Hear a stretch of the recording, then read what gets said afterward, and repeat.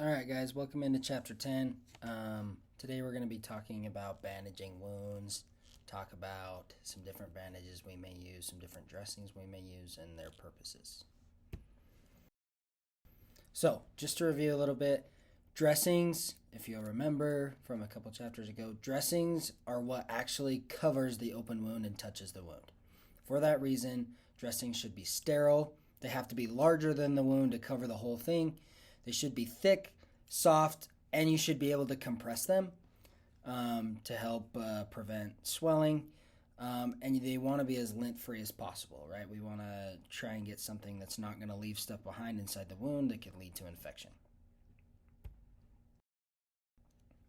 So, purpose of a dressing, first of all, we want to be able to control bleeding. So it needs to be somewhat absorbent to take up some of that blood and help form a clot. It's there to prevent infection and contamination, and it prevents any outside debris from entering the wound. Again, what kind of goes along with controlling bleeding, absorbs blood and drainage so that you don't make a mess and can possibly contaminate somebody else or yourself. And of course, to protect the wound to prevent further damage from occurring. There's a few different types of dressings. The first kind are gauze pads. These are the most common type. These are used for smaller wounds. They're usually pre-cut into squares like this, so you just got to make sure and get ones that are big enough to cover the whole wound. There is a couple different types of gauze pads. You can get some that like this that are a little more porous, meaning that they allow air to enter, not quite as thick. And then you have some like this that have like a plastic coating. These are called non-adherent dressings. Those, for some of those wide open abrasions that can get a lot of drainage, it can get really sticky, this will not stick to the wound. And so that way when you do have to take it off and you have to change it, it's not going to open up the wound like some of these other ones might. I use these a lot in sports just because usually during a game I'm going to hurry and throw something on that's going to help slow down the bleeding, whatever, but I'm going to have to change it after the game. I know that I'm going to have to change it relatively quickly, so I don't want something that's going to stick into the wound and is going to open things right back up. The other two types of dressings that we'll talk about, you have adhesive bandages. So adhesive bandages, it's kind of a cheat code because it's a bandage and a dressing together. But these are just for small cuts, right? Your standard Band-Aid. It has a dressing underneath a bandage to help hold it on. But it's not for heavy bleeding type things. You know, everybody's had those cuts that just bleed like crazy, and the Band-Aid you have to change several times because it's not good enough. Then you have trauma dressings. These are for really, really heavily bleeding wounds.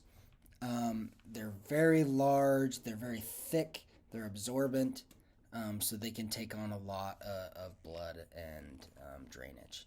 A really good trauma dressing to keep in a first aid kit. That's not the most sterile, but diapers work super, super good because they can absorb a lot of stuff. So in a trauma situation, it can be hard to get a hold of these. They're not always available in just any old pharmacy or first aid store, your Walmart or whatever, but diapers work really good as trauma dressings. Improvised dressings, again, if you don't have access to all this stuff, kind of like I mentioned with the diaper type deal, you want any dressing that you're going to use to be clean, absorbent, soft, and as free as lint as possible, right? In the moment, you're going to use what you have. You're going to do the best you can.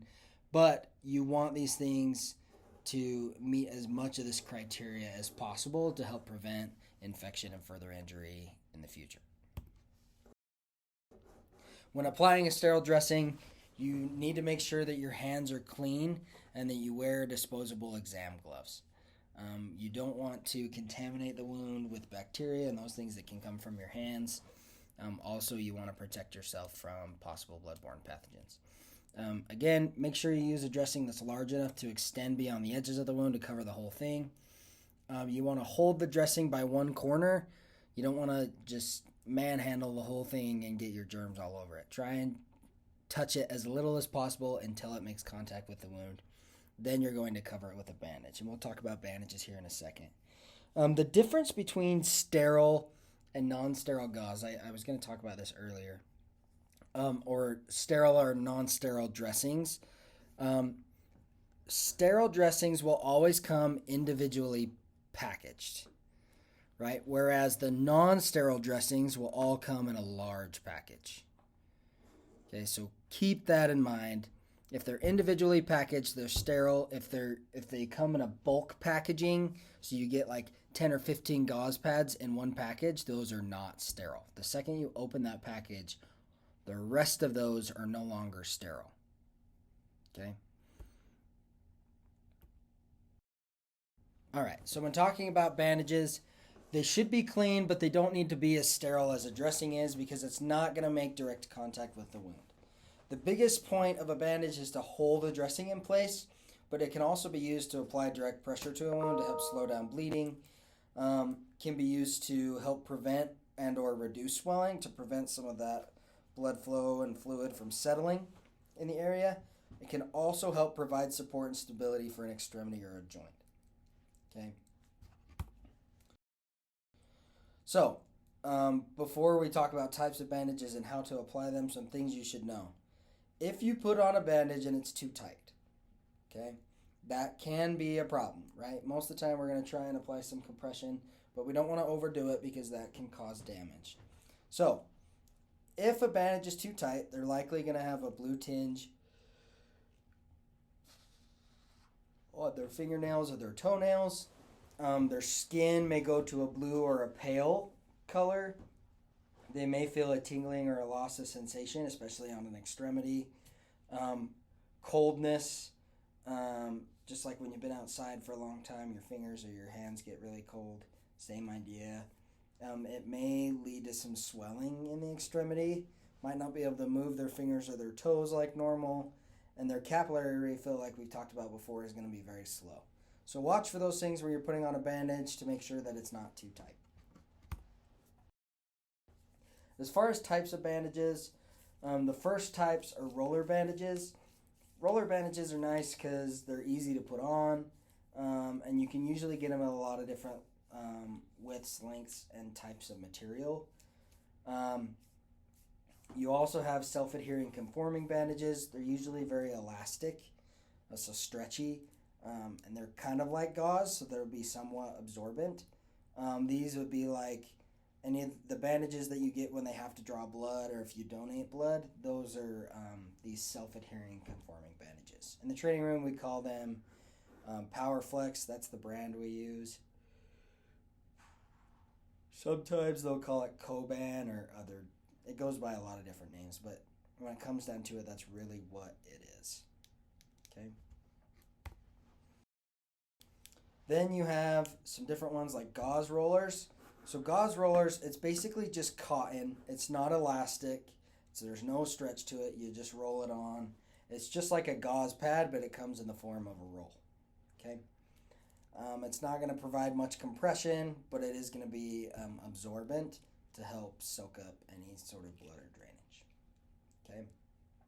And then an elastic roller bandage. These are like your standard ACE wraps, these tan wraps like this.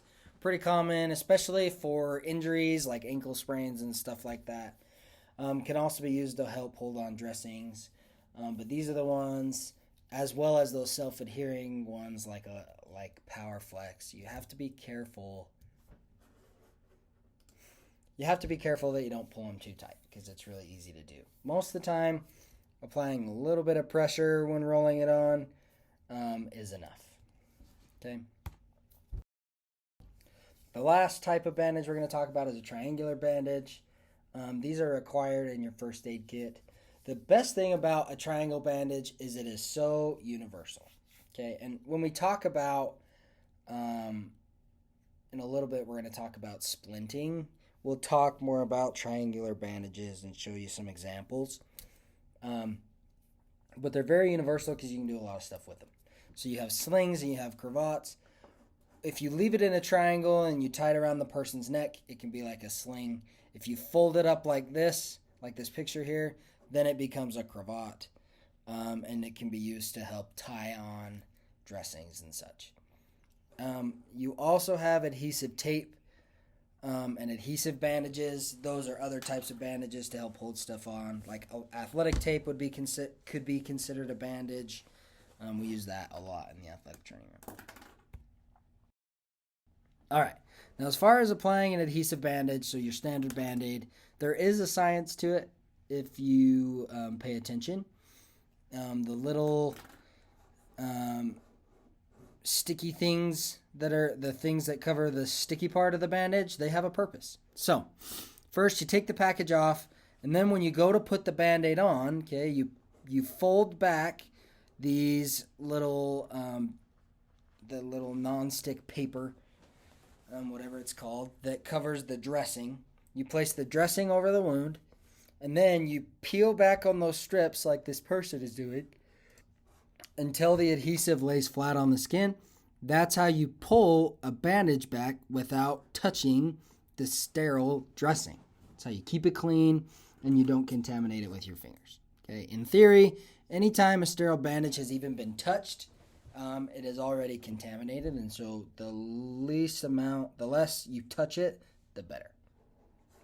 Okay, that's all we have for Chapter 10. Thanks. See you later.